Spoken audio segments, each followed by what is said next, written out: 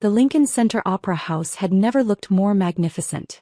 Crystal chandeliers cast golden light across marble floors, and elegantly dressed patrons swept through the grand foyer in their designer gowns and perfectly tailored tuxedos.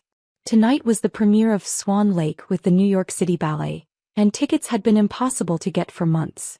I smoothed down my simple black dress, the one I'd bought on clearance 3 years ago, and tried to ignore the way Patricia's eyes swept over me with barely concealed disdain. "Really, Emma," my stepmother murmured, adjusting her $8,000 Chanel gown. "Couldn't you have made more of an effort?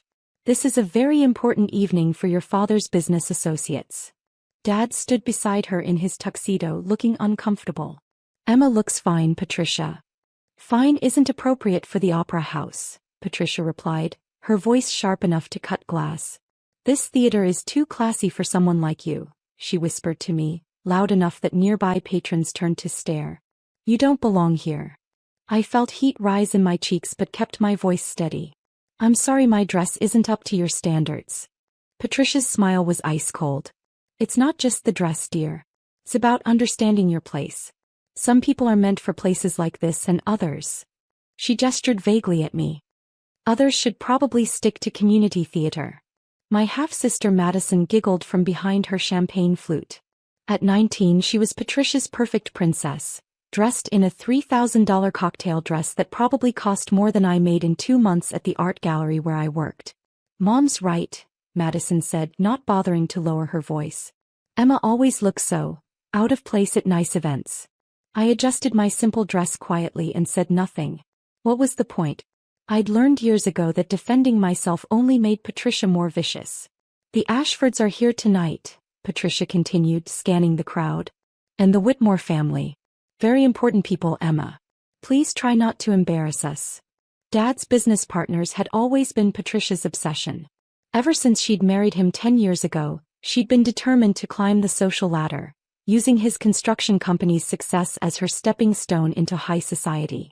The fact that his daughter from his first marriage didn't fit her image of refined elegance was a constant source of irritation. "Perhaps Emma could wait in the car?" Patricia suggested with false sweetness. "I'd hate for her to feel uncomfortable all evening." "She's staying," Dad said firmly, though I could see the exhaustion in his eyes. These battles between Patricia and me had been wearing him down for years. "Of course she is," Patricia replied, her tone suggesting anything but agreement.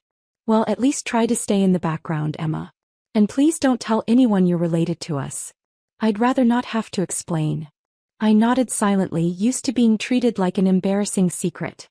At family gatherings I was introduced as David's daughter from his first marriage, if I was introduced at all. Most of the time, Patricia simply pretended I didn't exist. The lobby began to empty as guests filed into the theater. I followed behind my family, keeping my distance as Patricia had requested. She was in her element here, air-kissing with other wealthy wives, name-dropping with practiced ease. "Patricia Ashford." A woman in diamonds approached us. "How wonderful to see you here." "Mrs. Whitmore," Patricia practically purred. "You look absolutely divine. Have you met my husband, David? He's the contractor who built the Riverside development." Dad shook hands politely while Patricia launched into her usual routine. Subtle bragging disguised as conversation, careful positioning of herself as someone important and well-connected. "And this must be your daughter," Mrs. Whitmore said, noticing Madison. "Yes, my Madison. She's at Columbia studying art history. Very sophisticated interests." I hung back, invisible as always. This was Patricia's show and I was just background scenery she wished she could remove. "Excuse me, Ms. Anderson?" I turned to find a man in an impeccable black uniform approaching. He was tall, distinguished, with silver hair and kind eyes. The head usher, judging by the elaborate cord on his shoulder. "Yes," I said softly, glancing nervously at Patricia, who had stopped mid-sentence to stare at us. "I'm James Morrison, head of guest services. Your private box is prepared if you'd like to head up now before the crowds." The lobby seemed to go silent around us. I could feel every eye in our vicinity turning toward me, including Patricia's shocked stare. "I'm sorry," I said quietly. "I think there's been a mistake." James smiled warmly. "No mistake, Ms. Anderson. Box 5 as always. Would you prefer champagne or wine this evening?" My mouth opened and closed soundlessly. Patricia's face had gone from surprise to suspicious to something approaching panic. Emma. Dad's voice was confused. What's this about a private box? James looked surprised. You're here with guests tonight? How wonderful. The box easily accommodates 8. Shall I arrange refreshments for everyone? I began then stopped. There was no explaining this without revealing everything. The years of careful secrecy, the deliberate hiding of my success, the choice to let my family believe I was barely scraping by. Patricia recovered first, her voice sharp. There must be some confusion. Emma works at a small gallery. She certainly doesn't have a private box at Lincoln Center.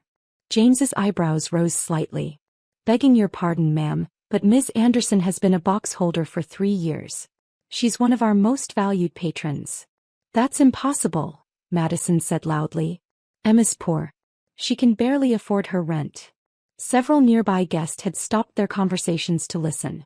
I could see phones being discreetly lifted, probably recording. This was exactly the kind of social drama that would be all over social media within hours. Perhaps we should discuss this privately, I suggested, my voice barely above a whisper. No need for privacy, Patricia said, her voice carrying across the lobby. I'd like to understand how my stepdaughter, who works retail, supposedly has a private box at one of the most exclusive venues in the city. James looked increasingly uncomfortable but maintained his professional demeanor. Perhaps Ms. Anderson would prefer to explain the arrangement herself? All eyes turned to me. Patricia's were blazing with fury and confusion. Dad looked completely bewildered. Madison was filming with her phone, no doubt planning to post this everywhere. I took a deep breath. There's no arrangement to explain. I own Box 5. You own it. Patricia's voice rose to a near shriek. That's impossible. Do you have any idea what those cost?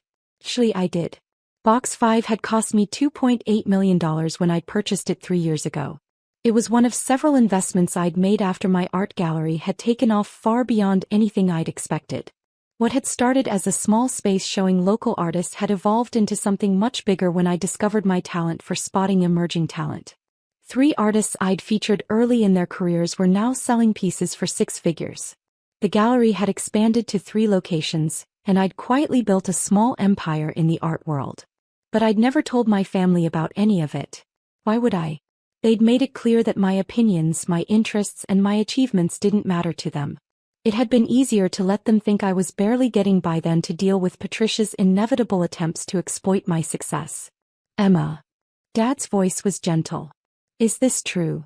Box 5 is registered to Anderson Arts Holdings, James confirmed helpfully. Ms. Anderson has been extremely generous to our youth education programs as well. Anderson Arts Holdings? Patricia repeated, her face pale. You own a company? Before I could answer, another voice interrupted. Emma Anderson. I thought that was you. A woman in an elegant burgundy gown approached, smiling warmly. I recognized her immediately. Catherine Mills, the arts critic for the New York Times. Catherine, I said, forcing a smile. How lovely to see you. I was hoping I'd run into you tonight. I wanted to thank you again for that introduction to Marcus Rivera. His latest series is extraordinary, exactly the kind of fresh voice the art world needs. He turned to my family with interest. Are you friends of Emma's? You must be so proud. She's got the best eye for talent in the city. Half the major collectors won't make a move without consulting her first. Patricia's mouth opened and closed like a fish out of water. This is my family, I said quietly. My father David, my stepmother Patricia, and my half-sister Madison. Oh, how wonderful. Catherine beamed. Emma, you never mentioned your family was interested in the arts. They're not, I said simply. The awkwardness of that statement hung in the air.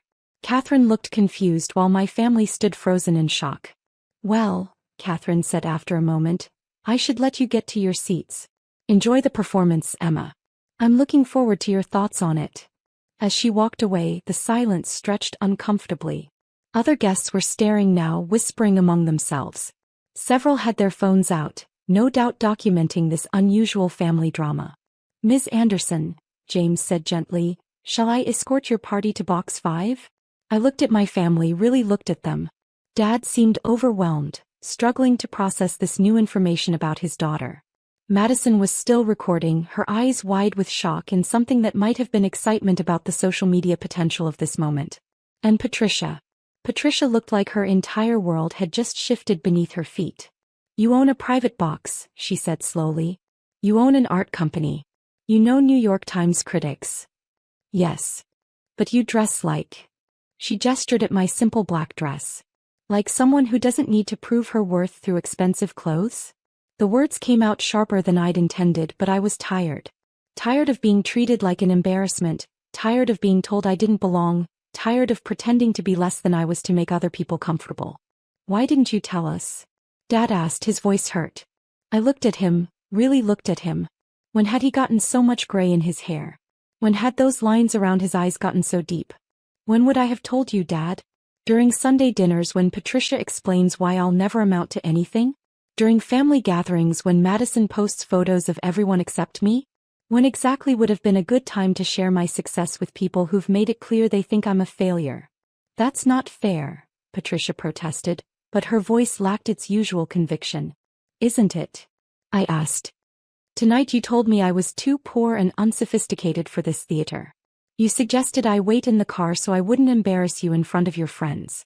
You literally told me not to tell anyone I'm related to you." The lobby had mostly cleared now, but a few stragglers were still watching our family drama unfold. I could see security guards positioning themselves discreetly nearby, ready to intervene if things escalated. "Perhaps we should continue this conversation in the box," James suggested diplomatically. "The performance begins in 10 minutes. I almost said no. Almost told them to enjoy the show while I went home to my quiet apartment and my simple life. But something in Dad's expression stopped me. A sadness that had nothing to do with embarrassment and everything to do with regret. "Box 5, I said finally. "But we need to talk after the show."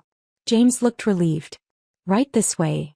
As we walked through the theater, Patricia remained uncharacteristically silent. The grandeur of Box 5 seemed to overwhelm her. The plush velvet seats, the perfect view of the stage, the champagne service, the fact that we had our own private restroom and coat closet. "Emma," she said finally as James departed and left us alone, "I owe you an apology." I took my seat, the best one, center position with the perfect view, and looked at her. "Do you?" "I had no idea about your situation." "My situation?" "Your success. Your business. This." She gestured around the box. "Would it have mattered?" I asked. "If you'd known I was successful, would you have treated me differently?" She opened her mouth to answer, then closed it again. "That's what I thought," I said quietly. The lights dimmed and the curtain rose, saving us from further conversation. For the next 3 hours we sat in silence watching one of the most beautiful performances I'd ever seen. The dancers were exquisite, the music sublime, the staging flawless. But I barely enjoyed it. My mind was too busy processing the evening's revelations and their implications. During intermission, Patricia tried again.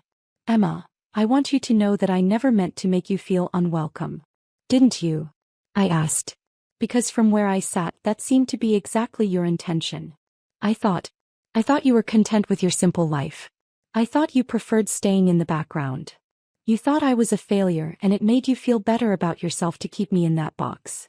Dad winced at my words but didn't contradict them. "I want to make this right," Patricia said. "How?" "I don't know. Tell me how." I considered her question through the second half of the performance. How do you fix years of dismissal and condescension?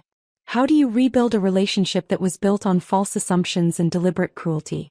When the final curtain fell and the theater erupted in applause, I finally had my answer. "You start by seeing me," I said as we gathered our things. "Not as an embarrassment to be managed or a problem to be solved. Just as a person who has her own life, her own successes, her own value." "I can do that," Patricia said quietly. "Can you? Because this isn't about the money or the box or the business success. This is about basic human decency. About treating people with respect regardless of what you think they can do for you." We rode down in the private elevator in silence. In the lobby, several people nodded respectfully at me. Other box holders, major donors, people who knew me from the art world. Patricia watched these interactions with growing amazement. "How long?" Dad asked as we waited for our cars. "How long what? How long have you been successful? Really successful?" About 5 years. The gallery started small but it grew faster than I expected. And you never told us because? I looked at him, this man who'd raised me, who'd loved me the best he knew how, but who'd chosen to marry a woman who saw me as a threat. Because I learned early that my achievements made Patricia uncomfortable. And making Patricia uncomfortable made you uncomfortable. So I stopped sharing. Dad's face crumpled. Emma, I'm so sorry. I know you are, Dad. But sorry doesn't fix the years of feeling like I didn't belong in my own family. What can we do? Madison asked. She'd been surprisingly quiet all evening, and I realized this might be the first time she'd seen the family dynamics from my perspective. You can start by deleting whatever you recorded tonight, I said. This was embarrassing enough without it becoming social media content. She looked down at her phone, then back at me. To my surprise, she opened the video and deleted it without argument. Done, she said. And Emma? I'm sorry too. I never thought about how the things we said made you feel. Thank you. My car arrived first. A simple black sedan that Patricia probably assumed was an Uber but was actually my driver. As I prepared to leave, Patricia grabbed my arm. Will you give us another chance? She asked. A real one. I studied her face, looking for signs of the calculated manipulation I'd grown used to. Instead, I saw something I'd never seen before. Genuine remorse. Maybe, I said. But it starts with Sunday dinner next week. You treat me like a member of the family, not like a charity case you're tolerating. And Patricia? The next time you want to tell someone they don't belong somewhere, remember tonight. As my car pulled away from Lincoln Center, I found myself smiling for the first time all evening. Tomorrow, the art world would continue to know me as a successful gallery owner and talent scout. My family would have to reconcile the daughter they thought they knew with the woman I'd actually become. And maybe, just maybe, Sunday dinners would finally be something to look forward to instead of endure. The theater had taught them a lesson about assumptions. Now it was up to them to decide what they'd learned.